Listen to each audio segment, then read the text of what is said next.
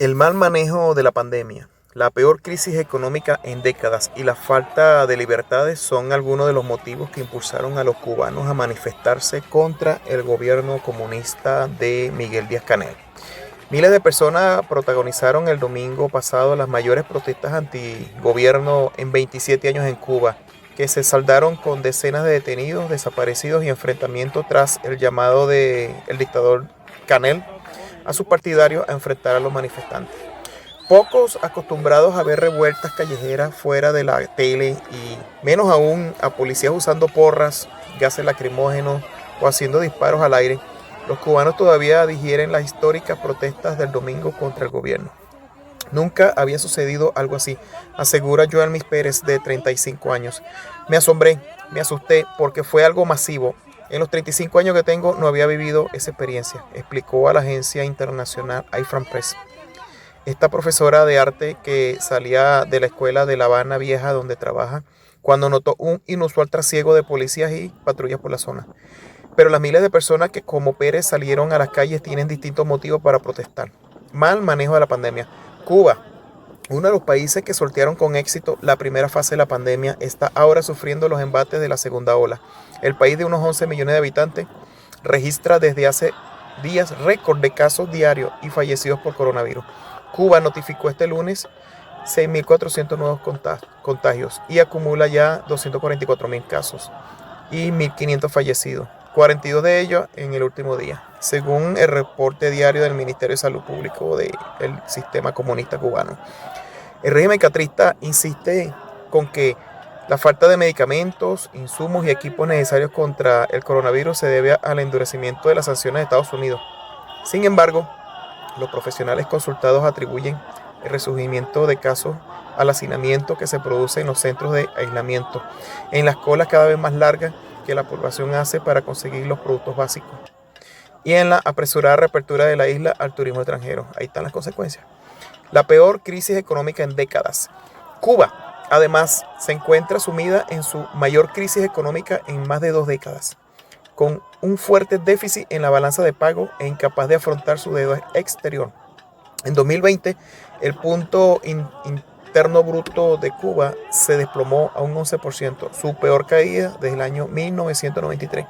La escasez de productos básicos, alimentos y medicina, los rutinarios cortes de electricidad en algunas regiones y la generalización de tiendas de pago exclusivo en divisas motivaron las manifestaciones que estallaron primero en San Antonio de los Baños, que queda a 30 kilómetros al este de La Habana, y se extendieron luego a otras localidades, inclusive en la misma capital.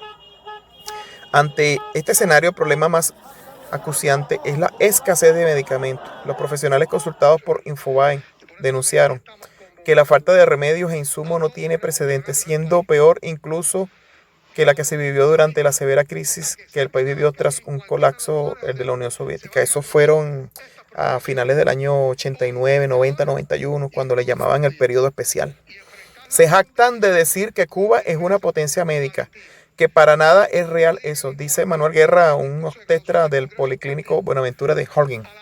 Según el neurocirujano Alexander Pupo, la crisis comenzó mucho antes de la pandemia, aunque el COVID empeoró todo. La gente está desesperada, afirma, no hay ni siquiera analgésicos para aliviar el dolor. Vaya. El régimen también atribuye la escasez al embargo estadounidense vigente del año 62, agravado por las 243 medidas que implementó el gobierno de Donald Trump. Sin embargo, los expertos consultados aseguran que los problemas en la salud se debe a que el gobierno de Díaz-Canel decidió priorizar inversiones en el aparato represivo del Estado. ¿Qué tal? Lo que destina a la fuerza represiva es más de lo que destina a medicamentos de producción nacional, que tampoco necesitas para nada importado. Hay fármacos fundamentales que se producían en la industria farmacéutica local y no se destina nada a ello, dice Guerra. Falta de libertades, una de las principales. El más reciente ejemplo de la represión del régimen cubano se vio reflejado en la interrupción del servicio de internet y en las redes sociales para evitar que los manifestantes puedan organizarse. Cuba amaneció este lunes en una tensa calma, sin servicios de internet móvil y con fuerte presencia policial en las calles de La Habana. Redes sociales como Facebook e Instagram y aplicaciones de mensajería como WhatsApp y Telegram no se podían utilizar, según informó el sitio web NetBlocks. La imagen del día la protagonizaron las decenas de mujeres que se concentraron ante la comisaría de la policía como de la calle Zanja en La Habana para preguntar, indagar sobre el paradero de sus maridos, hijos y allegados, arrestados o desaparecidos durante los sucesos del domingo. ¿Quién lidera el movimiento? No hay un liderazgo definido. Ciudadanos cubanos de todos los sectores sociales se han sumado de forma espontánea y pacífica a las protestas organizadas y documentadas en las redes sociales, y de cuya organización el gobierno culpa a Estados Unidos. No hay más, no hay más creatividad. Siempre Estados Unidos. Días previos, un grupo de jóvenes independientes organizó una campaña virtual para recolectar donaciones y enviarlas hacia las regiones más golpeadas por la crisis sanitaria, como la provincia de Matanzas. Luego se sumaron a las manifestaciones en las calles. ¿Qué dice el gobierno? El gobierno tilda de mercenarios y lacayos a los participantes de las acciones de descrédito, como la describió la masiva protesta. Díaz-Canel respondió llamando a sus partidarios a salir a las calles para combatir las protestas. En una intervención televisada hoy, lunes 12 de julio de 2021, negó la represión contra los manifestantes, pese a los videos que muestran una contundente actuación policial y múltiples denuncias de arrestos a manifestantes, o sea, violando los derechos humanos.